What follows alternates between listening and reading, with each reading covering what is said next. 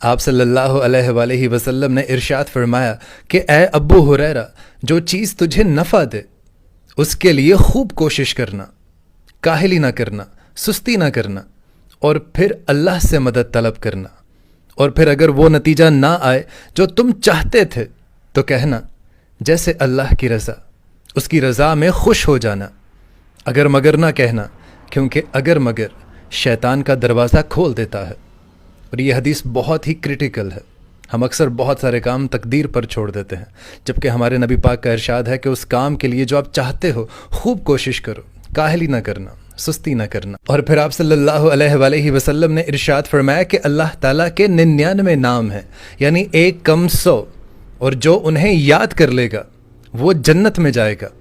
اللہ تعالیٰ تاک ہے اور تاک کو پسند کرتا ہے۔ اور پھر آپ نے ارشاد فرمایا کہ جو بھی شخص مجھے اپنی زبان اور اپنی شرمگاہ کی ضمانت دے دے تو میں محمد اسے جنت کی ضمانت دیتا ہوں۔ اور پھر آپ صلی اللہ علیہ وآلہ وسلم نے ارشاد فرمایا کہ اللہ تعالیٰ نے عورتوں سے مشاہبت رکھنے والے مردوں پر اور مردوں سے مشاہبت رکھنے والی عورتوں پر لعنت فرمائی ہے۔ اور پھر آپ صلی اللہ علیہ وآلہ وسلم نے ارشاد فرمایا کہ جب تم میں سے کوئی شخص نماز پڑھنے کے لیے کھڑا ہوتا ہے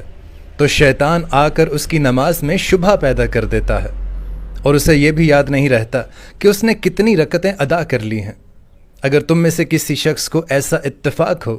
تو بیٹھے بیٹھے 2 سجدے کر لے۔ اور پھر آپ صلی اللہ علیہ وآلہ وسلم نے ارشاد فرمایا کہ جب کوئی مسلمان وضو کرتا ہے تو اس کے کانوں سے، اس کی آنکھوں سے، اور اس کے ہاتھوں سے اور اس کے پاؤں سے سارے کے سارے گناہ نکل جاتے ہیں، اور جب وہ نماز کے لیے بیٹھتا ہے تو اس حال میں بیٹھتا ہے کہ اس کے گناہوں کو معاف کر دیا جاتا ہے۔ اور دوستو، یہ حدیث پاک سننے سے تعلق رکھتی ہے، اور میں سمجھتا ہوں کہ سننے سے زیادہ ہمیں اس حدیث پاک پر آج کے دور میں عمل کرنے کی ضرورت ہے۔ ذرا سنیے گا، ہمارے نبی پاک صلی اللہ علیہ وآلہ وسلم نے ارشاد فرمایا کہ جب تم میں سے کوئی شخص کسی کا عیب دیکھے اور اس کا عیب جانتے ہوئے بھی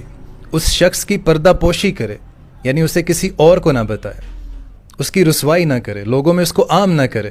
تو اس شخص کی مثال نبی پاک صلی اللہ علیہ وسلم ارشاد فرماتے ہیں کہ وہ شخص اس شخص کی طرح ہے جس نے کسی زندہ دفنائی ہوئی لڑکی کو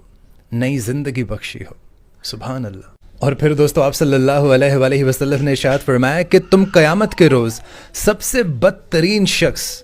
اس شخص کو پاؤ گے جو ادھر کی بات ادھر اور ادھر کی بات ادھر کرے، یعنی ادھر کے لوگوں سے کچھ کہے اور ادھر آ کر لوگوں سے کچھ اور بتائے، یعنی دوغلا شخص قیامت کے روز سب سے بدترین شخص ہوگا۔